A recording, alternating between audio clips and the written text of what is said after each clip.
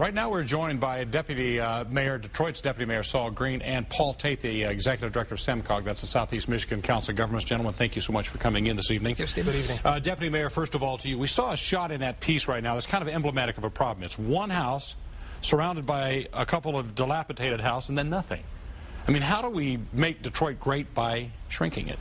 Well, what we do is we follow through on the plan, on the actions that the mayor has taken and what this administration has taken over the last year or so. And that's moving us toward rethinking how we use land in Detroit. Everybody knows that we have one of the largest land areas of any city in the United States, 140 square miles that used to be occupied by almost 2 million people. And now we're down to probably less than 900,000. So what we're doing is going through a process of looking at our land, looking at our people, looking at our services, and trying to figure out how to better use that land use. We've got to put in place a plan that involves the contribution of our citizens to use the land that we have in a smarter, more efficient way.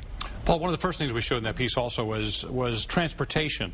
The big problem is there are a lot of people in suburban Detroit who don't believe Detroit has anything worth traveling into Detroit to see. How do you convince them you need a rail system to get there?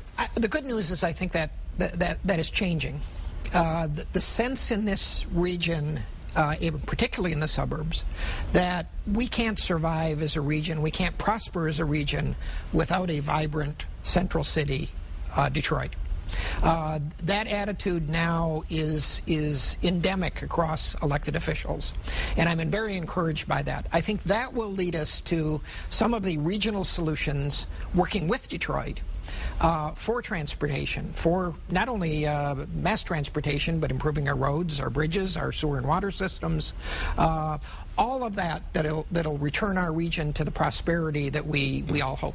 Now, Mr. Green, he says, you know, you've got to have a vibrant city, but you got to have something in that city worth coming into. Small business may be the key. We've got Carolyn's Night Out, Slow's Barbecue. We'll go in there in a minute. It's a place that people want to go, but we got to get more of that. Detroit hasn't always been seen as a welcoming environment for small business. It's just a tough red tape business.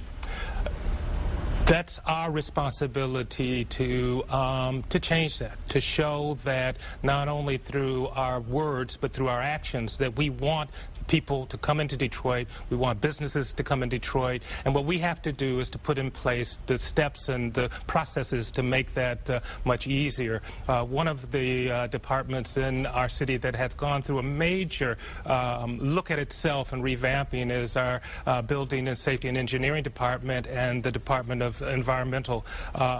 We have gone through how we process those folks who need to come in and the permitting process, and we're in a constant review of how to make that much more efficient and effective for people who want to do business in Detroit. It's faster and easier then. It is faster and easier. It needs to get faster and easier because for, unfortunately, many decades, what you describe has been an issue. So those aren't things that will be fixed within days, but we are working on it and we have made important improvements. Okay, right now, unfortunately, gentlemen, we're out of time right now, but I can guarantee you this is a conversation starts here. It will not stop here. We will continue talking to both of you and to many other people, but thank you for your time tonight. Thank you, and it's an exciting discussion.